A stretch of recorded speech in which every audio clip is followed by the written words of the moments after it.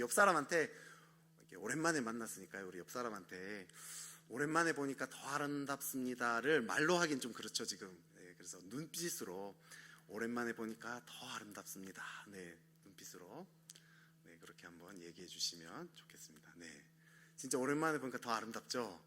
네, 오늘 진짜 또 이렇게 진짜 함께 다 이렇게 주님 만나려고 이렇게 오셨는데요. 진짜 주님을 깊이 만나는 또 그런 아름다운 사람도 만나고 아름다운 밤이 되기를 축복합니다.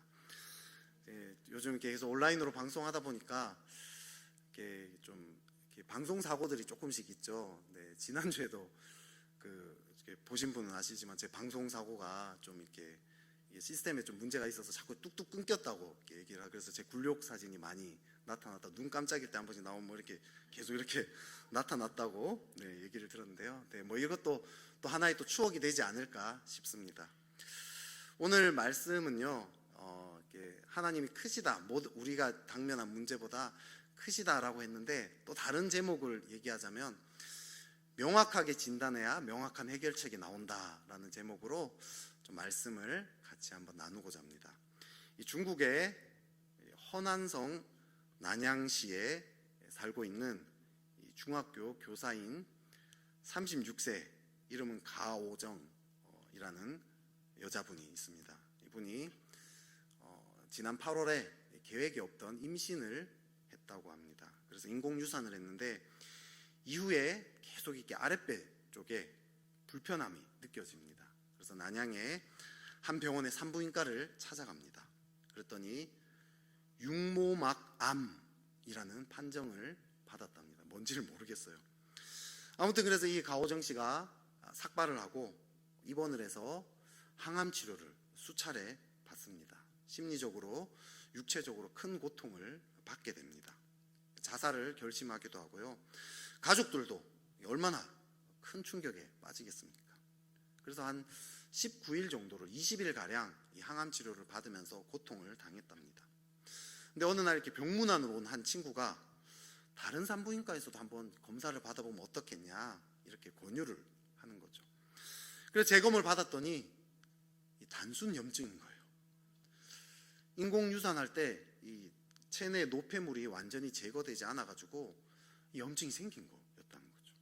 그래서 단 5일 만에 간단한 치료로 완치가 되어 버립니다.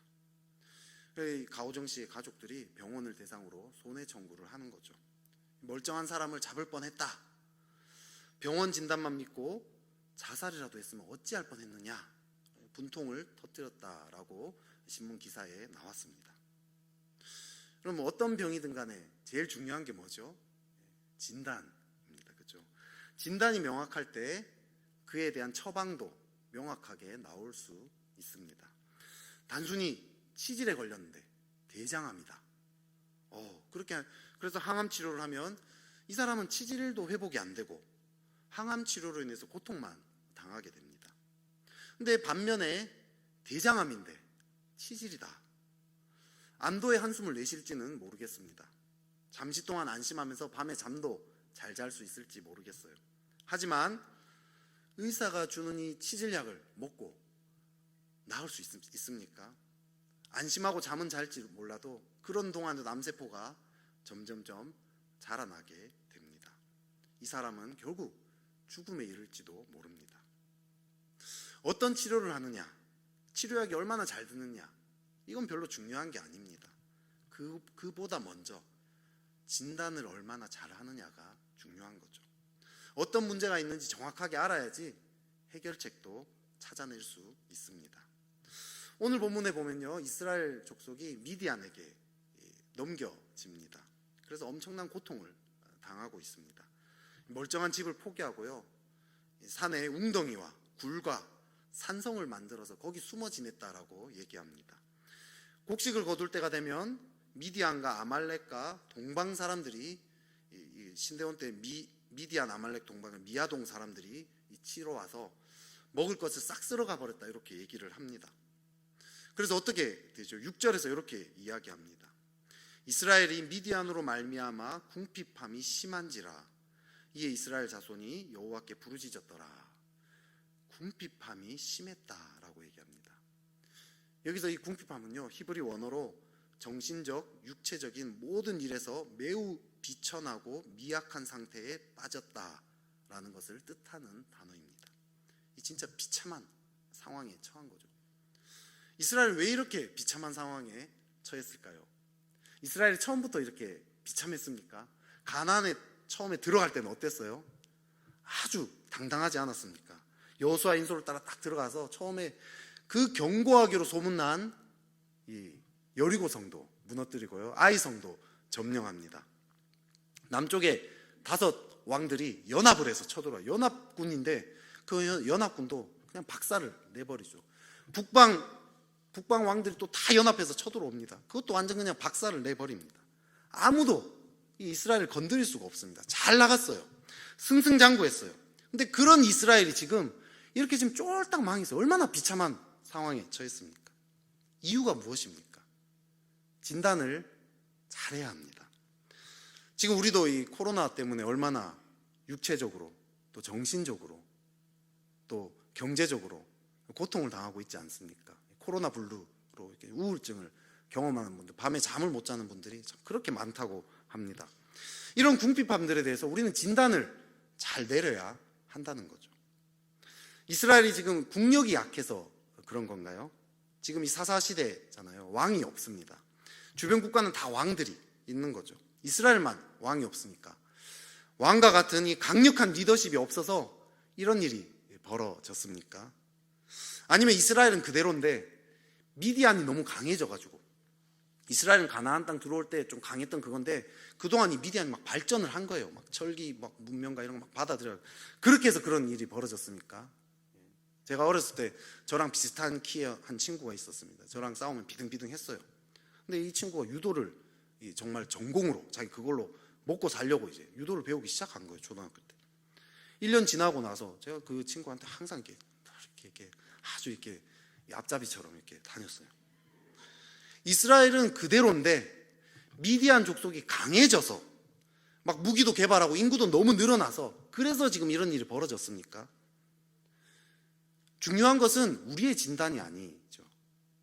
성경이 뭐라고 진단했느냐를 봐야 합니다.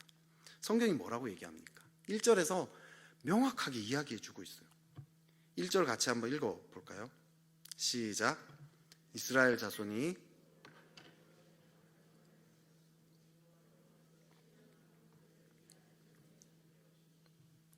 이스라엘이 미디안에 넘어간 이유가 국력이 약해서가 아니라고 합니다. 군사력이 약해서 아니다.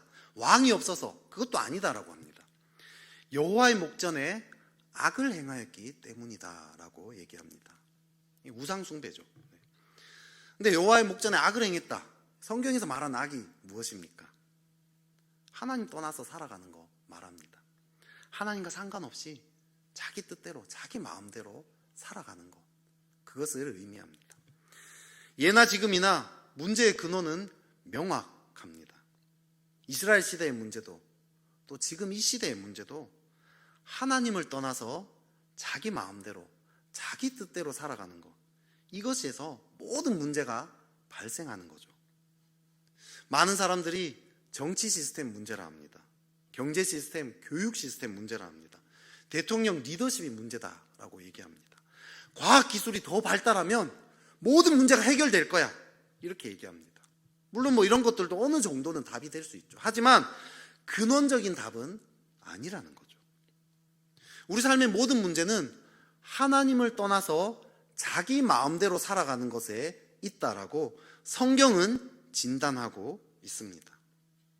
하나님은 지금도 이 온 우주 만물을 통치합니다. 만물 주관하고 계십니다. 하나님의 그 뜻을 따라서 이 역사를 움직이고 있습니다. 하나님이 통치하면요, 샬롬이 있다고 합니다. 근데 우리가 하나님을 떠나서 살기로 결심했습니다. 지금도 대부분의 사람들이 하나님과 상관없이 살아갑니다. 뭐 교회 안 다니는 사람들은 말할 것도 없죠. 하지만 교회 다니는 사람도 실제로는 하나님과 상관없이 그 하루의 모든 계획들 자기 마음대로 결정하고 자기 뜻대로, 자기 생각대로, 자기 욕구대로, 자기 욕망대로 살아갑니다. 하나님은 지금도 우리를 돌보기 원하세요. 너무 돌보기 원하십니다. 말씀하기 원하십니다. 근데 우리는 계속 거절한 상태로, 거절하고 자기 뜻대로 살아갑니다. 그럼 어떻게 됩니까? 그 빈자리에 악한 영들이 개입하죠. 인간의 죄 그리고 악한 영들의 개입으로 이 땅에는 고통과 문제가 발생합니다. 정치, 경제, 문화, 삶의 모든 영역의 문제의 근원은 하나님을 떠난 것에 있습니다. 이 진단을 명확하게 하지 않으면 우리는 절대로 해결할 수가 없습니다. 근데 문제는 악한 영들이 이걸 자꾸 속이죠. 정치 시스템이 근본적인 문제다. 그럼 어떻게 하죠? 정치 시스템에 우리의 힘을 쏟게 되는 거죠. 리더십을 잘 못 세워서 그런 거다. 그러면 투표하는 거, 리더십 어떻게 세우는 여기에 우리의 에너지를 쏟아야 합니다. 과학기술이 덜 발달한 것이 문제다. 그러면 과학기술이 발달할 때까지 그냥 무기력하게 기다리는 것 외엔 답이 없는 거죠. 백신이 개발될 때까지 아무것도 못하고 그냥 무기력하게 우리는 그냥 그렇게 살아가야 합니다. 옛날에 이런 말이 유행했어요. 너가 취업을 못하는 이유는 너의 노력이 부족한 것이 아니야. 노력이 부족한 거야. 우리 문제의 근원이 노력이 부족해서 그렇다면 우리는 노력을 열심히 해야 되는 거예요. 근데 정말 그렇게 한다고 해결이 됩니까?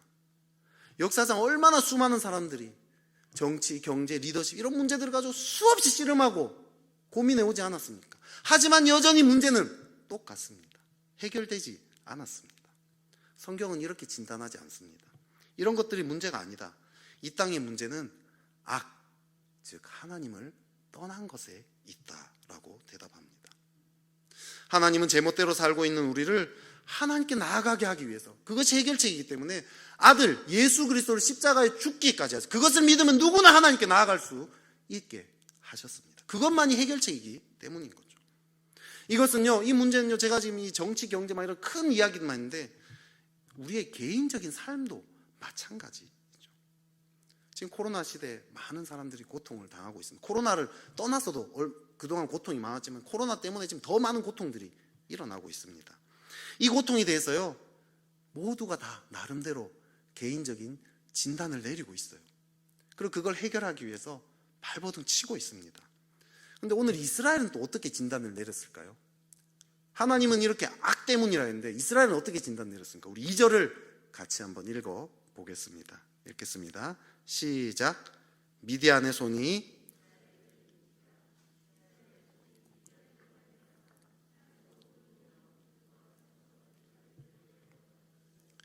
산에서 웅덩이와 굴과 산성을 만듭니다. 자기 나름대로 피난처를 만들었다는 뜻입니다. 이들은 자신의 궁핍함의 이유, 그것은 자기를 위한 피난처를 만들지 않은 것이라고 진단 내린 거죠. 하나님을 떠난 것이라고 생각하지 않아요. 피난처만 만들면 된다라고 생각합니다. 이건요, 이스라엘만의 문제가 아닙니다. 지금 오늘날 우리도 마찬가지입니다. 모두가요, 자기를 위한 피난처가 없는 것이 문제다라고 진단합니다. 나를 위해서 굴만 잘 파면, 굴만 더 딴 사람보다 더 넓고 깊게, 그래서 미디안이 못 쳐들어올 정도로 잘 파기만 하면 괜찮아질 거라고 생각합니다. 그래서 하나님께 나가지 않죠. 굴 파는 데만 집중하죠. 이런 생각해 본 적 없습니까? 제가 참 최근에도 한 번씩 이런 생각인데, 작년 말에 2019년에 코로나 터지기 전에 그때 요 상황을 미리 알고 마스크 공장 하나 내가 다 운영했으면 얼마나 괜찮아. 마스크 공장 아닌 손세정제 공장 정도라도 딱 했으면 지금 진짜 참 이렇게 안심하고 살 텐데, 마스크 공장이라는 굴 하나만 잘 파면, 그 피난처 하나만 잘 있었으면 얼마나 행복할까. 그렇죠? 그렇게 믿는 거죠. 근데 요즘 보니까 마스크 공장도 요즘 너무 공급이 많아져서 힘들어 쫄딱 망하고 있다, 이런 얘기 들었어요. 우리는요, 살아남기 위해서 자꾸 피난처를 만들려고 합니다. 내가 어려운 이유는 내가 기댈 만한 피난처가 없기 때문이야 라고 생각합니다. 피난처만 있으면 문제가 해결될 거라 얘기합니다. 내가 지금 공무원이라면 코로나지만 아무 걱정 없이 잘 지낼 수 있을 텐데, 아들이 좋은 대학만 가면 내 마음 한구석에 큰 짐이 사라질 텐데, 우리 딸이 좋은 배우자, 연봉 한 억대 연봉 되는 그런 배우자만 만나가지고 결혼만 잘하면 내 이 모든 이 걱정 근심이 다 날아갈 텐데, 내가 하는 이 사업만 잘 된다면, 건강하기만 하다면 이러면서 우리 마음은 거기에 자꾸 집중합니다. 머리를 굴립니다. 노력을 해서 더 굴을 깊게 파고 넓게 파고 거기에 음식을 저장하면 그러면 행복할 것 같습니다. 그러다 내 뜻대로 안 되면 무기력해지죠. 될 대로 되라는 심정으로 세상 재미에 빠져 들어갑니다. 언젠가는 코로나가 회복되겠지 하는 막연한 기대에 빠져서 하루하루 그냥 무기력하게 그냥 버티다 보면 어떻게 뭔가 해결되는 일이 나타나겠지 하고 그냥 그렇게 살아가는 거예요. 그 이면에는 내 피난처가 없기 때문에 내가 힘들다라는 어떤 이 진단을 내렸기 때문이라는 것입니다. 자기를 위한 피난처가 없는 것을 문제의 근원으로 삼으면 하나님을 찾지 않아요. 찾아도 그냥 신용만 할 뿐입니다. 하나님도 피난처를 위해서 이용해 버릴 뿐이죠. 이것이 세상의 목적입니다. 그렇게 했더니 어떻게 되죠? 이스라엘이요 지금 미디안뿐만 아니라 이제 아말렉과 동방 사람들까지 쳐들어왔다라고 얘기합니다. 동방 사람들은 이 하란, 모압, 에돔 등의 이런 종족을 말합니다. 그냥 아무나 다 쳐들어온다는 얘기예요. 지금 속된 말로 개나 소나 지금 다 쳐들어왔다는 거예요. 다 와서 약탈하고 다 빼앗아 갔다는 거예요. 이스라엘 완전 그냥 밥이 됐다는 거예요. 만만하게 보게 되었습니다. 더 비참해졌습니다. 왜 이런 일이 벌어졌죠? 진단을 잘못했기 때문이죠. 이스라엘의 문제는 굴을 못 팠기 때문이 아니에요. 하나님을 떠났기 때문입니다. 하나님께 나가지 않고는 회복될 수 없습니다. 하나님 아닌 어떤 피난처도 안전하지 않습니다. 사실 하나님 아닌 피난처는 존재하지가 않아요. 이미 존재할 피난처라는 것은 우리가 만들 수가 없습니다. 여러분, 돈 실컷 벌었는데 건강을 잃어버립니다. 사업에 성공했는데 가족들과 관계는 다 깨져서 이제 가족 힘들어집니다. 제가 이 IBF라는 선교단체 간사로 지원했을 때 간사만 되면 진짜 행복할 줄 알았어요. 간사 되는 거 그렇게 쉽지 않았습니다. 후보 자체로 세워지기도 어려웠고요. 후보가 돼도 시험을 쳐야 됩니다. 한 3분의 1은 떨어졌어요. 물론 공무원 시험 이런 거에 비하면 쉽죠. 하지만 제가 스스로 느끼는 압박감은 만만치 않았어요. 다 쟁쟁한 사람들만 후보로 왔기 때문에 전국에서. 그 압박감 가운데 제 마음속에는 간사만 되면 진짜 행복할 텐데 간사가 되었어요. 잠시 행복했습니다. 근데 곧이어 사역이 안 되니까 너무 불행해졌어요. 더 비참해졌어요. 간사 되기 전보다 훨씬 비참해졌습니다. 간사가 되면서 제가 담당하던 한양대 캠퍼스를 2개로 이렇게 나눴어요. 2명이 담당했죠. 제가 한 지부를 맡고 다른 한 지부는 다른 이제 이 간사님이 맡았습니다. 또 하필이면 제가 담당한 이 지부는 쫄딱 망했어요. 점점 안 좋아지고 여기는 그냥 버텨가서 잘 이렇게 그냥 유지를 했어요. 차라리 다른 학교면 괜찮지 않습니까? 다른 학교는 유지하고 우리 학교만 망했다 그러면 좀 괜찮아. 같은 학교 내에서 누구는 그래도 유지하는데 누구는 쫄딱 망하니까 얼마나 힘들었겠어요. 제가 진짜 마음이 너무 비교당하고 스스로 자격지심에 미칠 것 같았어요. 그러면서 제 속으로 이렇게 핑계를 댔죠.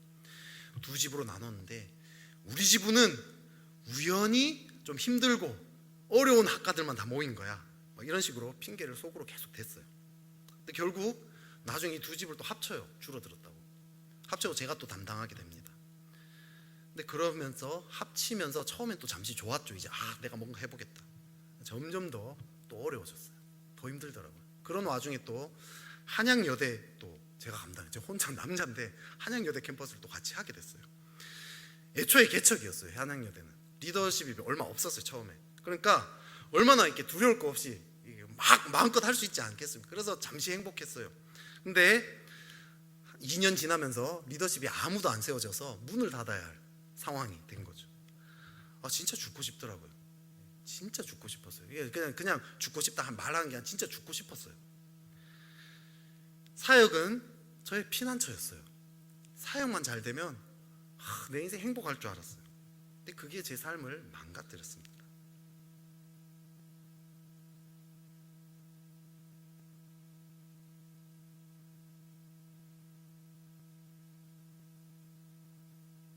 무엇입니까? 이 코로나 시대에 하나님께 부르짖고 하나님께 전심으로 나아가지 못하게 하고 내 마음을 정말 뺏고 있는 게 도대체 무엇입니까, 여러분? 저는요 그 당시에도요 깨닫지 못했어요. 정말 내 문제가 하나님께 나아가지 않는 것이 문제라고 생각하지 못했습니다. 지금도 계속 까먹고 있어요. 이거 기도 안 하고 말씀을 안 봐서가 아니에요. 그 당시에도 기도 열심히 했습니다. 정말 말씀 열심히 봤습니다. 심지어 매주 설교도 했습니다. 하지만 제 마음은 하나님께 있지 않았습니다. 간사만 된다라면, 내가 IBF 간사만 되면 진짜 이 궁핍함에서 벗어나 행복할 텐데, 간사가 되고 나서는 사역만 잘 되면 내가 정말 행복할 텐데, 여기에 제 마음을 다 쏟았던 거죠. 기도에도 하나님께 정말 진심으로 나아가지 못했다는 걸 알게 되었습니다. 사역의 야망을 위해서 그냥 하나님을 이용했을 뿐이었죠. 우리 솔직히 한번 까놓고 한번 나를 한번 돌아봅시다. 정말 하나님께 내가 지금 나아가고 있습니다. 정말 이 문제의 모든 근원이 하나님을 떠난 거구나. 내가 하나님께 온 마음을 다해서 지금 나아가고 있으십니까? 우리 정말 하나님께 잘 안 나가지 않습니까? 제가 간사 3년차 여름에, 그때 정말 비참한 때가 왔습니다. 더 이상 핑계도 대지 못할 정도로 사역일 실패했다, 이렇게 말할 수밖에 없는, 누가 봐도 그럴 수밖에 없는 그런 상황이 왔습니다. 그제서야 깨닫게 됐어요. 나의 문제는 내 인격이 부족해서가 아니구나. 내가 설교를 못했어도 아니구나. 내가 행정을 못해 맨날 빠뜨리고 그래서 그런 것도 아니었구나. 내가 노력이 부족해서도 아니었구나. 내가 관계를 잘 못 맺는 거 그것도 아니구나. 내 굴에 집착해서 내 굴을 파느라 하나님께 정말 전심으로 진심으로 나아가지 못해서 그랬구나. 그제서야 깨달았습니다. 제가 자주 이 얘기했죠. 그때 제가 이걸 고백한 거죠. 주님, 사역 잘 못해도 됩니다. 아니, 사역 잘 못하는 정도가 아니라 내가 사역하는 대상들이 나를 다 욕하는 그런 상황이 되더라도 괜찮습니다. 저에게는 주님만 있으면 됩니다. 모두가 나를 버려서 내가 노숙자처럼 버려줘, 재산도 잃어버리고 다 잃어버린다 할지라도, 아무것도 가진 것이 없어도 주님 당신만 있으면 전 다시 출발할 수 있습니다. 주님, 저는 당신이 전부입니다. 주님만 있으면 충분합니다. 온 세상이 날 버려도 주 예수님 안 버리십니다. 이 고백을 하면서 회복이 일어나기 시작했습니다. 마음에 말할 수 없는 평강과 말할 수 없는 사랑이 흘러나온 거죠. 그러면서 사역도 바뀌기 시작했어요. 사역을 보는 관점이 바뀌다. 내 눈을 뭔가 쌓은 어떤 막이 떨어져 나가는 거죠. 틀 자체가, 패러다임 자체가 아예 바뀌었습니다. 지혜도 생기고요. 그러니까 담대함도 생기고 자신감도 생기기 시작한 거죠.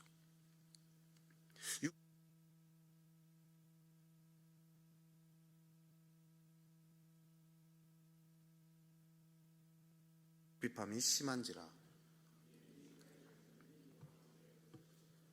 이스라엘이 언제 부르짖었죠? 궁핍함이 심한지라. 궁핍함이 심하니까 그제서야 부르짖었죠.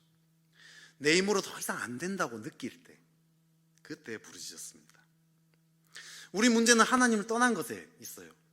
그런데 나를 위한 피난처를 만들 수 있다라고 믿으면 우리는 하나님께 나아가지 않아요.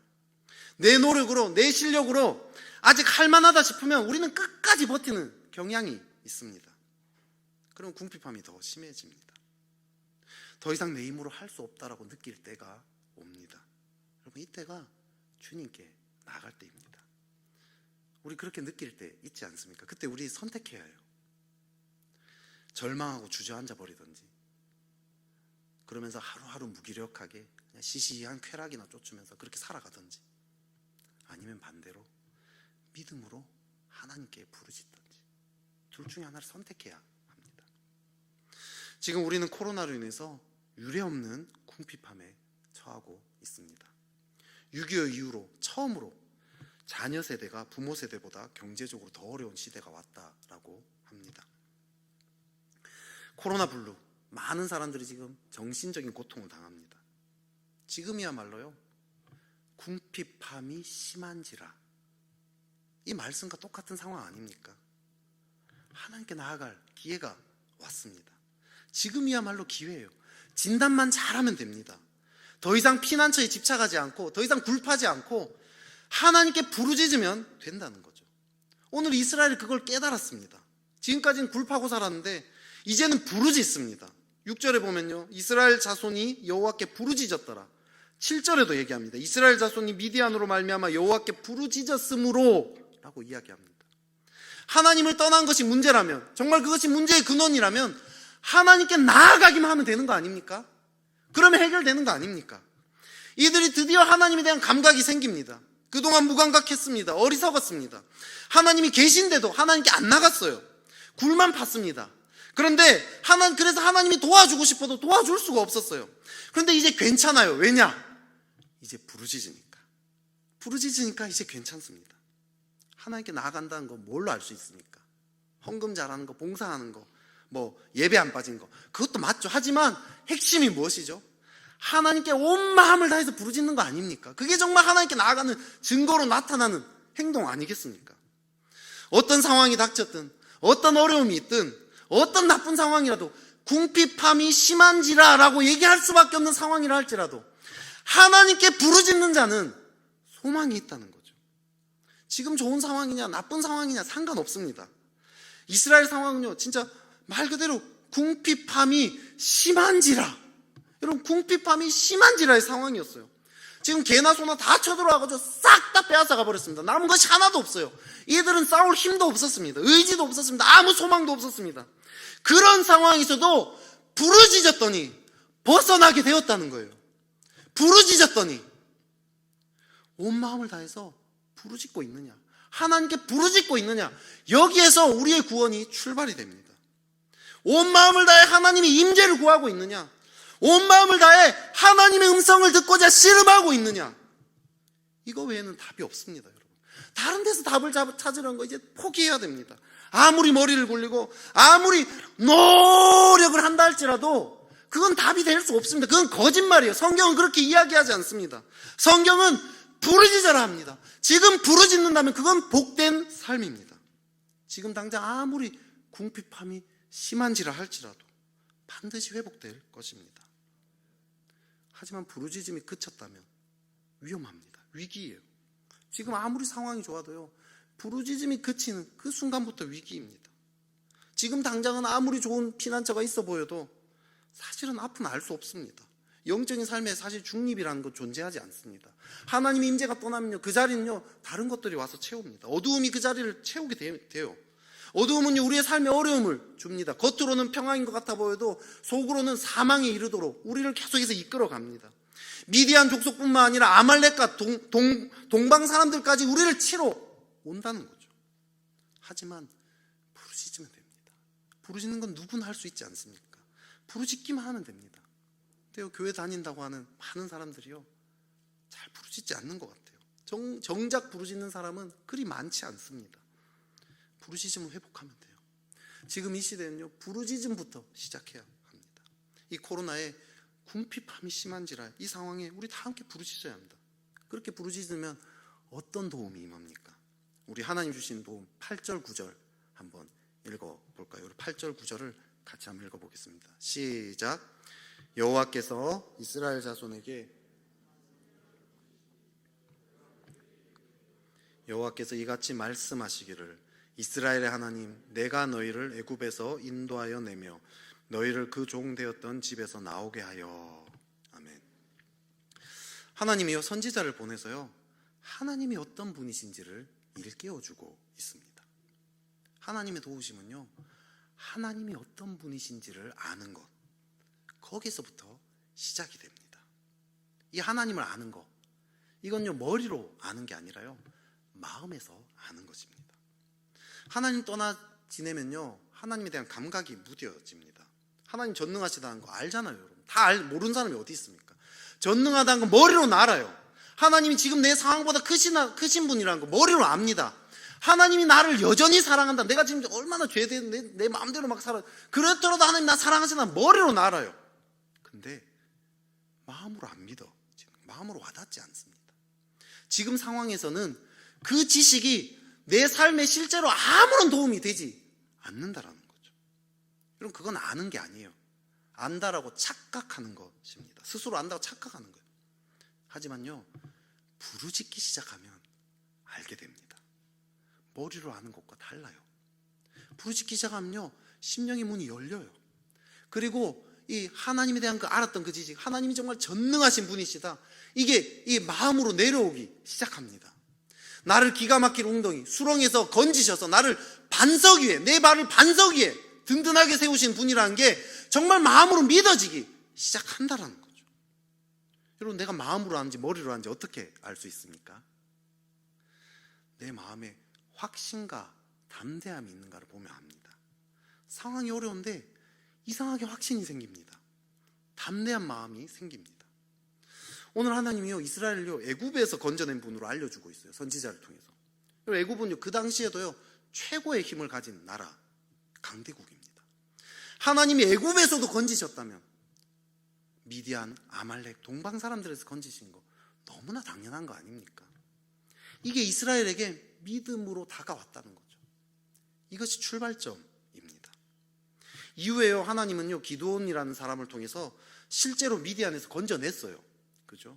하지만 미디안은 박살냈지만, 하지만 그 전에 먼저 이스라엘은 하나님이 어떤 분이신지를 알아야 했다는 거죠.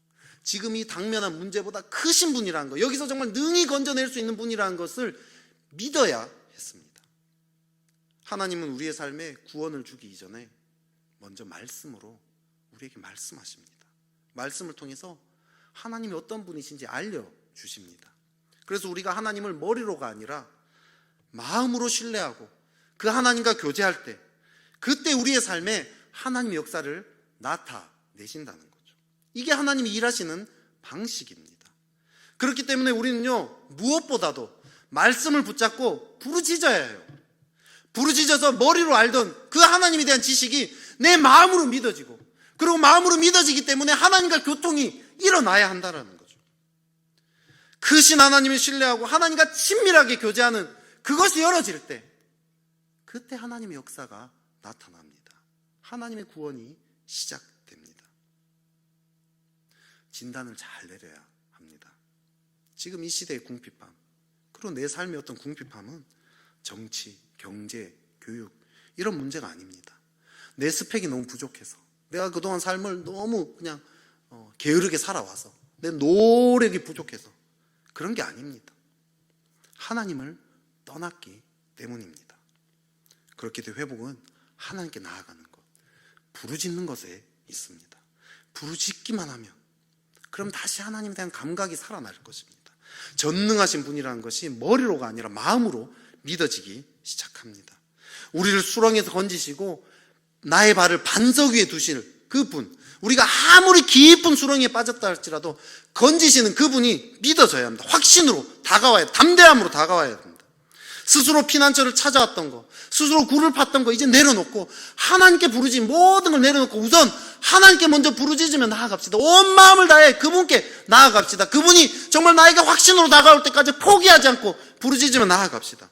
그럴 때 우리의 삶에 하나님의 큰 역사를 보기 시작할 것입니다. 우리 개인적인 삶뿐만 아니라 이 나라 가운데도요 하나님의 큰 역사를 볼 수 있을 것입니다. 그렇게 되는 저와 여러분 되기를 축복합니다.